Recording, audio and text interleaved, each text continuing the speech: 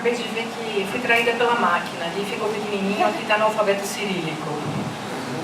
Só para registrar, né? Assim, já que nós estamos nessa altura, eu acho que muito pelo menos do que eu vou dizer, já foi dito de muitos modos e tal.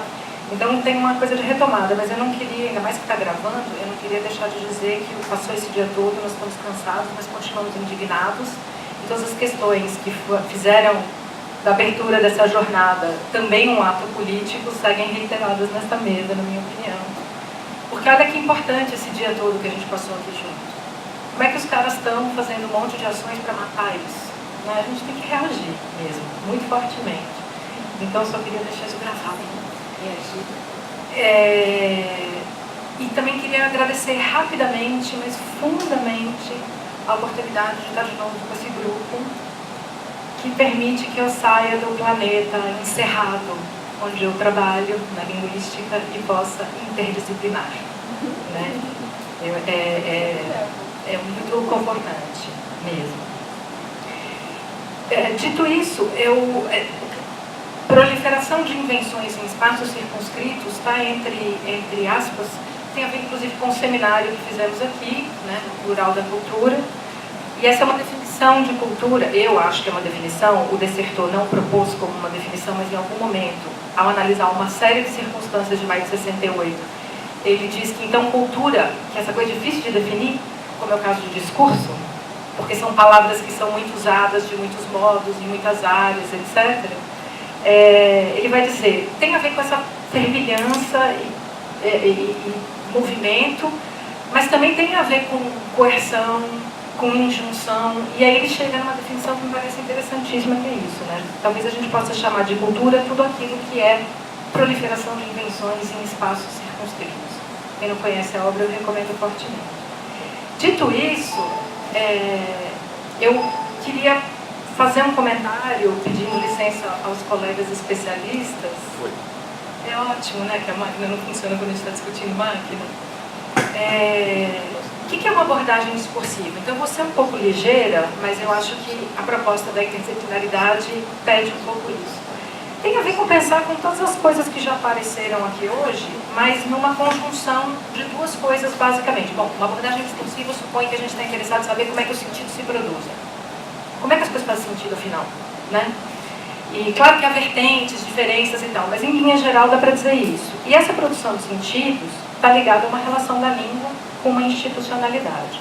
Passo brevemente sobre essas duas coisas. Língua, em que sentido aqui? Como um código linguageiro, que tem a ver com usos, com funcionamentos. Porque se fosse só um código, os tradutores automáticos funcionariam super bem, seria ótimo, não funcionam, né? Por mais que se aprimore, porque tem lá um interpretante razoável dizendo uma certa coisa. Então a língua é um código linguageiro, significa que ela tem uma dimensão de opacidade, ela não é transparente, não é um código transparente que eu codifico, recodifico, sem consequências, né? Isso tem a ver, então, com o fato de os sentidos se darem em relações parafrásticas. Permitam-me ser, assim, ligeira. O sentido de uma palavra é sempre outra palavra. E isso é infinito, né? O sentido de uma palavra é a circunscrição que outras palavras dão a ela numa dada condição de aparecimento, né? Estou falando isso porque a gente foi vendo como essas técnicas e tecnologias que apareceram aqui não tem nada também de óbvias e transparentes e tranquilas. Isso acontece com a língua também. A língua, acho que é um desses objetos acadêmicos muito maltratado, porque, em geral, ela é muito naturalizada. Todo mundo acha que a língua que eu falo é a língua é isso. E quando a gente chega perto e vai ver como funciona a língua e o que produz esse código linguageiro, a gente chega numa complexidade parecida com a mandala que o João mostrou pra gente. O Geraldo chamou de mandala, eu fiquei em paz com aquele objeto. Muito bonito. Aí eu cito o Krieg Planck só para dar uma sintetizada nessa noção do que seria a língua. Veja, a disputa pelo sentido de uma palavra é a disputa por uma descrição do real. É interessante isso, né? Por isso é tão importante decidir o nome das coisas. E das crianças e dos bichos. Isso já empurrou para uma noção de institucionalidade. Porque então, se estou falando de usos, se eu estou falando de uma coisa que não é transparente e da necessidade de estabelecer relações para saber como é que o sentido, que sentido é esse que está ecoando aí, então, tem a ver sempre com uma instituição discursiva. E aqui, de novo, eu sou ligeira, mas acho importante dizer, instituição discursiva pode ser uma universidade, um hospital, um governo, mas pode ser também a homofobia, o feminismo. Ou seja, não precisa ter um prédio e um regulamento para ser uma instituição. Tem a ver com práticas reiteradas que vão funcionando como o cerco dos sentidos, né? Isso tem a ver com a história, isso tem a ver com a sociedade, isso tem a ver com o espaço, que já apareceu aqui hoje. Me parece que a noção de território é absolutamente crucial. Eu tenho uma impressão de que a gente precisa entender como é que essa experiência de tempo que a gente tem é produzida pelo espaço. Não vou me estender sobre isso agora, se for o caso a gente conversa depois. Mas é muito importante porque, do ponto de vista do discurso, isso interessa no que concerne aos fluxos de texto. E isso sempre foi uma questão. Mas com a aceleração dos fluxos de texto, né, e com as novas qualidades textuais que existem, esse problema se põe de um modo, então, em que se trata de estudar o quadro da administração das crenças, subordinando os modos de enunciação às instâncias enunciadoras. O modo como eu digo uma coisa é tão ou mais importante do que a coisa dita, na medida em que o modo é também um ok. Mas ele está ligado, eu preciso, para entendê-lo na dimensão dos problemas que apareceram aqui, entendê-lo no jogo das instâncias enunciadoras, né? Essas instituições e tal. Dessa perspectiva, a pesquisa sobre cultura, sobre objetos culturais, né? Não sei se já provoquei o suficiente, mas o que cada um aqui responderia assim? A cultura é, né, um objeto cultural, é super complicado, né? E é uma palavra que a gente faz de conta que é transparente, muitas vezes, para o raciocínio poder andar. Pois é, quando a gente assume que é opaco e vai ver, a gente está chegando no que diz respeito ao digital, a gente está chegando nessa ideia de que é preciso pensar que existem ciberculturas e existem culturas digitais. Não sei se existem outras coisas também, mas esses grandes blocos são verificáveis de muitos modos. E depois eu vou contar um caso, não sei se eu consigo comprovar, mas a ideia é, de saída, isso ficou claríssimo, não me estenderei, tem a ver muito fortemente, o digital tem a ver muito fortemente com padrão. Se não tiver os protocolos, não existe a noção do digital, né? É importantíssimo. Tudo começa na padronização, né? Na conversa entre padrões, etc. A própria aceleração dos fluxos tem a ver com protocolos ágeis que permitem padronizar coisas mais diferentes, né, etc. No que tange às ciberculturas, provavelmente esse padrão tem a ver, então são hipóteses de trabalho, né? Tem a ver com uma função fundamental de seletividade. Eu não sei se todo mundo linka rapidamente, né, a esse prefixo ciber. Isso tem a ver com uma tradição da cibernética que nasce como um desenvolvimento de sistemas de controle, né? Não são nem necessariamente digitais no seu nascimento, mas o universo digital é fortemente desenvolvido por causa da cibernética, para atender a necessidades dos sistemas de controle. Então, no mundo digital, a cibercultura estaria ligada a usar o padrão fundamentalmente como seletividade, como controle da distribuição. E aí a ideia do funcionamento em rede parece interessante e vai bem. Vou opor a ideia de cultura digital, em que o padrão teria a ver, veja, não são completamente distintas essas coisas, são nuances semânticas que conduzem, do ponto de vista político, para lugares distintos. Né? O padrão teria a ver com a propagabilidade, fundamentalmente. Claro que continua havendo seletividade, claro que na seletividade se propaga, mas como semântica fundamental, a ideia é a da partilha do estado de conexão.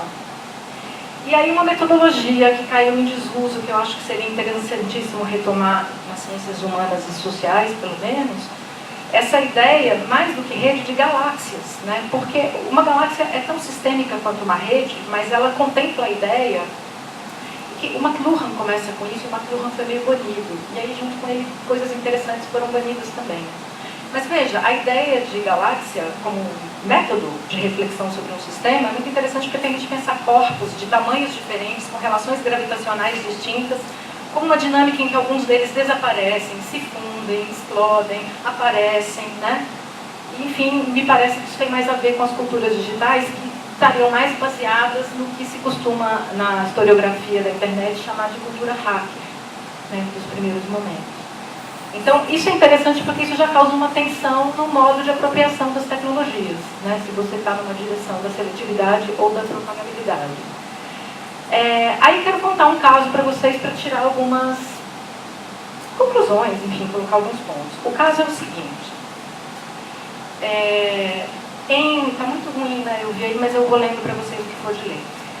Em 14 de junho de 2014, no dia seguinte da abertura da Copa do Maracanã, a Folha de São Paulo, que é esse jornal que, na minha opinião, só continua existindo porque os analistas do discurso assinam para fazer trabalho, mas acho mesmo, um pouco é piada, um pouco não é.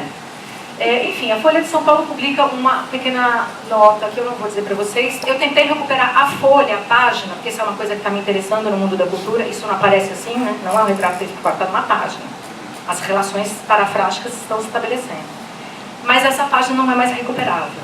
Então isso volta em questões que já apareceram aqui. Nesse mundo do digital tem essa perecibilidade, essa efemeridade. E aí eu não consegui recuperar para vocês. Mas então tem uma pequena reportagem sobre as vaias, não tem título, está escrito a data e 2 da manhã, foi postado. E aí, isso que está ao lado é um poema do concretista Augusto de Campos. Do ladinho, aquilo que está pequeno, é uma explicação. O poema Viva Vaia é de autoria de Augusto de Campos e foi publicado em 1979 em coletânea homônima de poemas, no contexto das discussões do concretismo brasileiro. Vocês vão entender porque eu estou mostrando isso, porque eu vou mostrar outro depois. Então, Viva Vaia. Tem toda uma questão do concretismo que eu não vou explorar aqui, o meio da página, etc. Mas nós estamos em 79, esse poema foi feito em homenagem à vaia que o Caetano leva em 68, com É Proibido Proibir.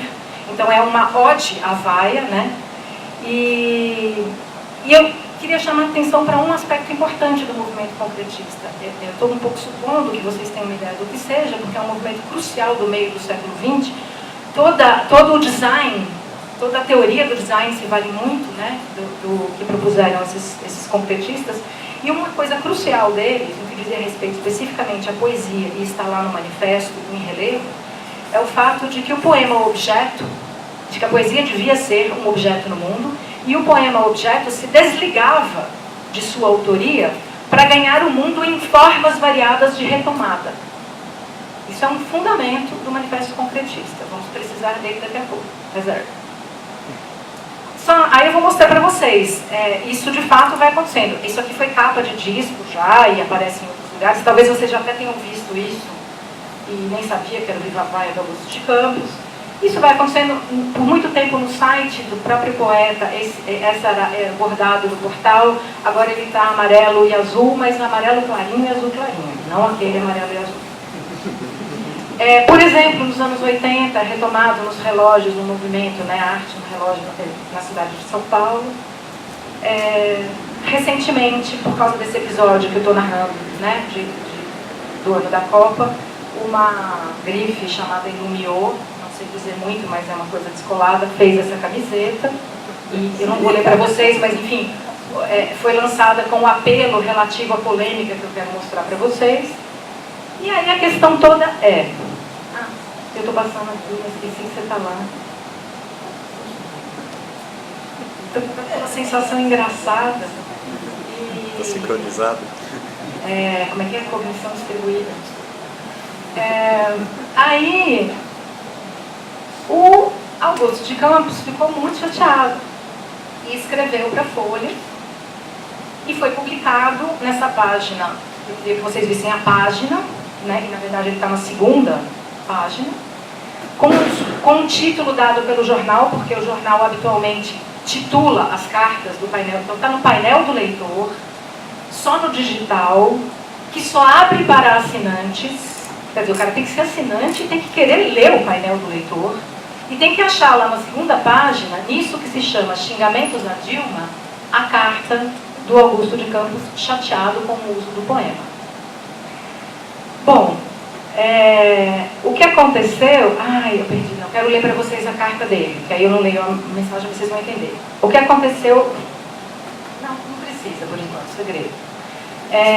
Foi assim... A Folha utilizou o texto dito do Augusto de Campos é o seguinte: a Folha utilizou meu poema Viva Vaia como ilustração de texto ambíguo sobre os insultos recebidos pela presidente Dilma. Utilizou-o sem minha autorização, sem pagar direitos autorais. Olha que interessante. Ele é signatário do manifesto que fala que o poema se desprende do autor. Muito interessante isso. Sem me dar a mínima satisfação. Poupo-me de comentar a insólita atitude do jornal, ao qual eu poderia processar pelo uso indevido de meu texto. E aí, muito interessante, porque do ponto de vista estético não faz o menor sentido ele estar dizendo isso. Do ponto de vista jurídico, assim, não comentei. Ele assina aquela carta que apareceu lá no meio de tudo como Augusto de Campos, vírgula, poeta e advogado. O que é bastante interessante, ele se denominar neste momento, nesse contexto, advogado. A reportagem, tem mais 2 parágrafos. A reportagem em que meu poema é cercado de legendas sensacionalistas deixa dúvidas sobre a validade dos xingamentos da torcida. E, por tabela, me envolve nessa forjada querela. A brutalidade da conduta de alguns torcedores mereceria incisiva condenação, não dubitativa cobertura, abonada por um poema meu publicado fora de contexto. Se fora de contexto também para um concretista é louquíssimo. A ideia é que o poema vai para o mundo para ser retomado, parará. Mas a hipótese, o lugar de fala se altera aqui. Não é o poeta signatário do Araná. É um consagrado poeta que volta e meia emite opinião sobre as coisas deste país e que está claramente se sentindo usado para um posicionamento que não é o dele. Ele encerra: os xingamentos procedentes da área VIP do estádio, onde se situa gente abastada e conservadora, evidenciam a boçalidade e a truculência que é o reverso da medalha do nosso futebol, assim como a inferioridade civilizatória do brasileiro. Até os candidatos de oposição tiveram a disfarçatez de se rejubilarem com os palavrões espúrios. Aí ele deixa numa linha embaixo sozinho. Pois eu lhes digo, letras garrafais, viva Dilma, vai aos VIPs. Houve uma discussão enorme, por exemplo, se isso era um novo poema. Tem toda uma questão de aliteração, viva Dilma, vai aos VIPs, tralalá, ele deixou separado, letras garrafais. E houve muita discussão sobre o fato de um poema ser usado como ilustração. Do ponto de vista estético, isso já é uma questão enorme e tal. Mas o que eu quero mostrar para vocês, aí nós estamos juntos, é quando ele manda a carta para a Folha, no dia seguinte, no dia 15, portanto, e ela sai publicada naquele lugar que eu mostrei para vocês, ele próprio vaza na internet e vaza pedindo. Ah lá, eu peguei o primeiro vazamento. Disse que este é o primeiro vazamento do Glauco Cortez. Vejam que interessante, ele faz a mesma operação que a Folha, ele dá um título para a coisa. Na blogosfera é assim que funciona, essas chamadas, né? Augusto de Campos destrói a Folha de São Paulo. Viva Dilma, vai aos VIPs. Isso é o que vai aparecer na busca ali e tal. E aí, publicando, a pedido de Augusto de Campos, carta ao jornal Folha de São Paulo. E aí vem o texto. Gostaria de chamar a atenção brevemente, a gente está falando dessa coisa da propagabilidade, né? Olha o número de possibilidades de repassagem que você tem nessa estrutura, né, em que vai aparecer. Então, acho isso muito importante, porque essas coisas não são bichinhos que estão aí enfeitando, né? Tudo isso é uma forma de produzir fluxo de texto em comunidades distintas, né? Duplicar, replicar, replicar e por aí vai. Bom, isso se espalhou loucamente. Eu acabei de ver que eu não trouxe todos os slides que tinha antes, ou a máquina me traiu de novo, não sei. Mas em 3 dias, a quantidade de resultados que você obtinha em máquinas diferentes, não só na minha mesmo, que estava atrás desse tema, era daquela ordem dos zilhares que você nem guarda mais o número, né? Que dá aquela sensação de, nossa, viralizou, bombou, explodiu.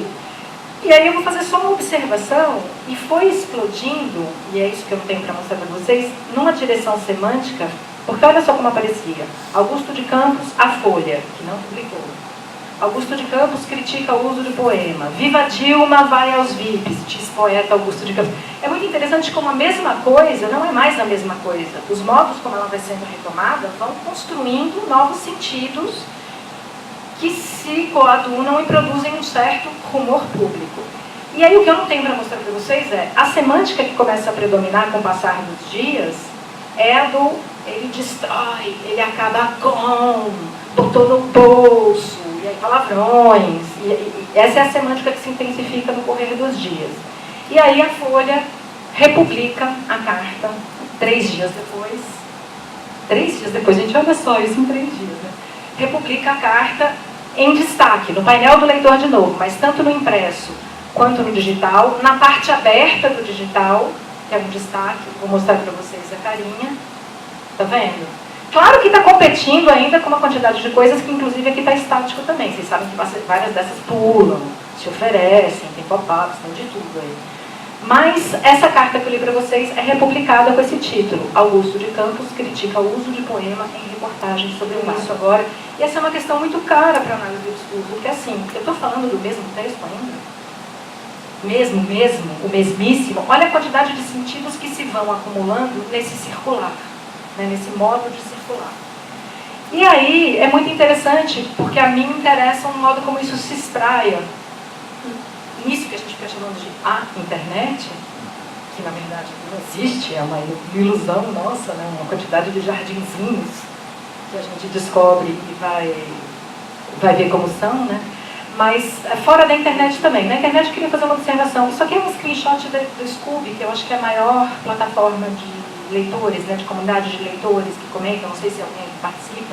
Ela é imensa, ela é importante no Brasil. Esse livro apareceu neste momento lá, nunca tinha estado. E aí é legal que você vai ver as anotações das pessoas, muita gente começa a aparecer e todas elas têm o que para dizer sobre esse livro? Vai ler, vai ler, vai ler, vai ler. Né? Então ninguém estava comentando o livro que leu. Esse livro é postado e a comunidade começa a dizer que vai ler. E aí é muito interessante que no final de 2015 esse livro reaparece, mas aí eu acho interessante que o poema Viva Vaia, vocês lembram que era preto? Ele aparece agora vermelho. E olhando assim, parece o mesmíssimo livro. Mas ele tem um CD, o filho dele trabalhou com ele as sonoridades, em 79 não havia essa mídia. Mas eu acho bastante interessante o fato de o poema preto aparecer agora. E nada mais no livro é diferente. Só a cor desse poema. Não vi ele falando sobre isso em nenhuma entrevista, ele deu muitas entrevistas no período. E em julho de 2016, o SESC, isso é no SESC Pompeia, naquela área, para quem conhece, uma área imensa de convivência, aberta a quaisquer passantes, houve uma exposição Obra de Vida Inteira, do Augusto de Campos. Estou querendo chamar a atenção assim, também acho complicado a gente começar a pensar cibercultura e culturas digitais, supondo que vocês aceitaram essa divisão que eu fiz, como coisas que acontecem só nos meios digitais, pelos dispositivos digitais. A mim me parece que, em termos de cultura, ela é uma cultura que transcende os dispositivos digitais e se põe como uma lógica hegemônica também ao que não é digital. Os livros didáticos me parecem emblemáticos. Né? Você abre um livro didático impresso, você está vendo o hipertexto característico, né? A lógica que preside é da cibercultura ou de uma cultura digital. Sobre essa exposição, o que eu queria comentar, então, era uma exposição de vida inteira, havia um percurso sugerido e o Viva Vaia, vejam vocês, como ele aparece nessa exposição, era uma imensa instalação no final na saída da exposição. Essa exposição estava, para o que interessa aqui hoje, essa exposição estava abarrotada de, eles chamavam de B10, achei tão engraçado, B10 é o primeiro que eu de escola, né? Porque não eram policiais, mas era uma equipe muito grande de pessoas tomando conta, porque temia-se vandalismo. Nem tinha acontecido tudo que já aconteceu depois, mas já ali havia um receio de que a exposição fosse atacada, porque o Augusto de Campos começou a aparecer de novo muito. Bom, a própria decisão do SESC de fazer essa exposição, quer dizer, essa curadoria, também está se engajando, né, em alguma discussão. E aí o que eu acho interessante, não vou me estender aqui, esse caso ele tem detalhes, tinha colocado uma referência que eu não sei se vai aparecer. Mas não, deixa ali. Ele está detalhado num artigo que está publicado, então vai que alguém tem interesse, porque eu vou parar nesses dados. Para dizer o seguinte, veja que tem questões de seletividade, questões de propagabilidade operando em momentos diferentes dessa história. O primeiro texto do Augusto de Campos estava na internet trancado, apagado, desaparecido, impedido de circular. Talvez isso pareça óbvio para nós depois de toda a discussão desse dia, mas em geral não é. Em geral, tudo que é digital é pensado como uma coisa que circula, está para todos, é aberto, está ali, uma questão de achar. E eu acho importante pensar o aspecto cibercultura da coisa, porque é um lugar excelente para você travar coisas que não vão circular. E isso é muito importante na discussão sobre neutralidade da rede, sobre o modo como funcionam os provedores, né? Sobre, enfim, as cidades inteligentes, onde estão os sinais, esses sinais permitem acessar que tipo de coisa. Então, acho que a neutralidade da rede é o tópico onde mais evidentemente isso aparece. Existem formas de seletividade que podem transformar a internet num lugar mais eficaz de não fazer circular coisas, né? O que é a contramão de um certo senso comum. E aí, ao mesmo tempo, eu acho interessante ver o poeta, mas ele sabe que, por exemplo, no âmbito da blogosfera, é a propagabilidade que predomina como semântica fundamental. Então, ali, todo mundo vai repassar de monte, vai retitular e vai acrescentar suas posições. Isso sai do controle. Eu fiquei um pouco chateada, porque eu não guardei alguns screenshots, uma dessas limpezas de máquina que não está aguentando, que não tem memória, e eu não consegui recuperar boa parte dos blogs que reblogaram isso na época. Então, assim, me parece que essa divisão é produtiva e permite que a gente faça algumas considerações finais, que talvez pareçam um pouco apressadas, porque eu dei um exemplinho rápido e tal, mas que, acreditem, eu penso sobre isso a partir desse tipo de reflexão que eu mostrei. Primeiro, essa questão que apareceu aqui desde de manhã, mas sempre de modo muito lateral, acho que Dalton talvez tenha sido mais explícito em algum momento, sobre a experiência de aceleração, né? Um sentimento angustiante que todos temos, da quantidade de coisas. Então, eu acho isso interessante porque, para nós, nas ciências humanas e sociais, eu acho importante pensar o tempo, muito importante pensar o tempo, e o tempo como uma categoria do espaço. É esse lugar onde estamos organizados nós e os nossos objetos. O celular, por exemplo, é um super acelerador de tempo. Você está simultaneamente num monte de lugares quando você está portando um celular, né? Todos nós aqui estivemos aqui em muitos outros lugares o dia inteiro, né? Do ponto de vista cognitivo, isso é muito importante, porque isso dá certos cansaços, isso dá certas dificuldades, né? E aí a máquina nos vence no cálculo e na memória, né? Elas aguentam. Outra coisa que apareceu aqui que me parece importante é como isso tem a ver com bolhas e ilhas. A palavra bolha apareceu muito em não. Não me estendo, me parece óbvio pelas discussões todas havidas hoje, mas eu queria chamar a atenção para o fato de que, eu não sei se vocês se lembravam dessa história que aconteceu em 2014. Pois é. E a sensação, enquanto ela estava acontecendo naqueles 4, 5 dias, era de que assim, olha isso! Em vários lugares ali no recentemente situação de oficina e tal, e fui vendo as pessoas assim, rolou, mas lembra, tinha gente que não lembrava das baias. Tudo bem, mas enfim, tem uma questão importante que é, aquilo viralizou e explodiu. Para quem? Em que mundo? Né? Em que jardins? Então, a coisa do problema dos números, né? Como eu coleto os números, que números, para fazer o que com eles, né? Porque em análise do discurso, isso foi o tempo que deu? Tá. Em análise do discurso, estou encerrando, está cada vez mais comum você fazer um comentário elegante e inteligente, na melhor das hipóteses, a partir de um conjunto de coisas que você coletou e pronto. Aonde? Na internet. No Google. Eu peguei isso no Google. Estou falando de pesquisa acadêmica. E aí, isso é perigosíssimo, porque isso é um desconhecimento de um tamanho e é um nível de distorção, né? Para pensar na produção dos sentidos, você não consegue explicar o que está acontecendo socialmente com a produção de sentidos, como é que certos discursos se hegemonizam e outros desaparecem. Você não entende isso se você fala que você pegou no Google, né? Você não está nem entendendo que você pegou no Google da sua máquina, que tem toda uma programação que você mesmo vai produzindo no uso dela, etc. Isso nos leva a uma outra questão que eu também acho crucial para as humanidades hoje, que é trabalhar com o que no meu planeta a gente tem chamado de materialidades inscricionais, né? E essa ideia de que as materialidades inscricionais têm valor discursivo. Ou seja, não é o texto do Augusto de Campos que significa isso. Ele está nesse livro, é um conjunto, de um certo ano, de uma certa editora, que é pesado, que não serve para ler na rede, que é para ler em outro tipo de mesa.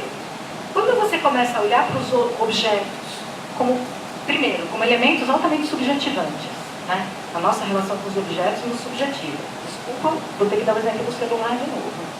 Teu celular, você compra e começa a dar um monte de informação para ele. Depois de um tempo, é ele que começa a te dar um monte de informação. Inclusive, que hora que você tem que buscar o filho, né, que tem que pagar a prestação, ele começa a te dizer o que você vai fazer agora e tal. Enfim, os objetos são altamente subjetivantes. Não descrever as materialidades, assim, os objetos nos organizam espacialmente, né? Que tipo de cadeiras são essas, como é que nós não estamos em círculo, não tem como ficar em círculo aqui. Nada disso é neutro. Tudo isso é portador de discursividade em alguma medida, me parece. Então, a descrição das materialidades inscricionais, e aí o digital põe um problema interessante. A gente não tem metalinguagem para falar dos objetos digitais como materialidade. A internet ou o Google, esses equívocos acontecem porque a gente ainda não desenvolveu uma metalinguagem para falar dos tipos. Vou falar de um problema que a gente tem muito frequentemente lá no grupo. Como é que eu explico a diferença entre um site e um blog? E aí isso vem muito da experiência, das representações, né? Porque do ponto de vista técnico tem coisa que parece site, mas chama blog, vice-versa, etc. Então me parece, por fim, que nas nossas pesquisas, e aí tem a ver com a pergunta que eu fiz para a mesa, né, no final, me parece que a gente tem que assumir uma descrição minuciosa das coletas. Inclusive dos momentos de coleta que não dão certo, que são mesmo especulativos, porque mesmo que eu não saiba direito para aquilo para que vai servir aquela minha descrição, certamente ela baliza o modo como você chega a uma pergunta, né? Se há distorção nos teus resultados, digamos assim, os outros pesquisadores têm uma pista para compreender que tipo de distorção, a partir de que variável essa distorção se deu. E eu estou falando isso de novo, porque em muitas das áreas desse grande campo que a gente está chamando de ciências sociais e humanas, que só isso já é opaco pra caramba, já daria um grande debate. Por exemplo, a linguística, eu falava no almoço, não se coloca aí. A linguística é um império do meio, como diz o Bruno Latour, né? Ela está lá no meio de todas as coisas e não é nenhuma delas. Enfim. E aí, eu encerro dizendo isso. Me parece importante que a gente assuma uma... Mas isso já foi falado, era para ser um grande finale, não vai ser. Isso foi faladíssimo hoje o dia inteiro. Como a gente tem que ter a coragem de ser propositivo. Porque é preciso, então, criar uma metalinguagem adequada para esses objetos, para as nossas necessidades, né? Como a gente estava falando no nível da metodologia aqui. Em que hora que aparece a metodologia? Às vezes ela aparece antes também da pergunta de pesquisa, né? E bom, criar a revista, eu fiquei pensando na sugestão, dá um trabalho, criar uma revista, mas é um caminho, etc. Mas me parece que eu gostaria de encerrar dizendo isso, que é preciso pensar uma metalinguagem adequada, principalmente para que o teórico que eu ando lendo chama de pontos cegos e cantos mortos, mas eu descobri que a caixa preta também, né? Porque também a gente tem uma tendência a pensar o epicentro dos fenômenos. E parece que nas periferias, nos indícios, nos resíduos, a gente vai encontrando um material, do ponto de vista discursivo, muito potente para explicar essas coisas que têm nos deixado perplexos, né? Nossa, mas como assim, né? Acho que a frase que todos temos dito mais frequentemente nos últimos tempos.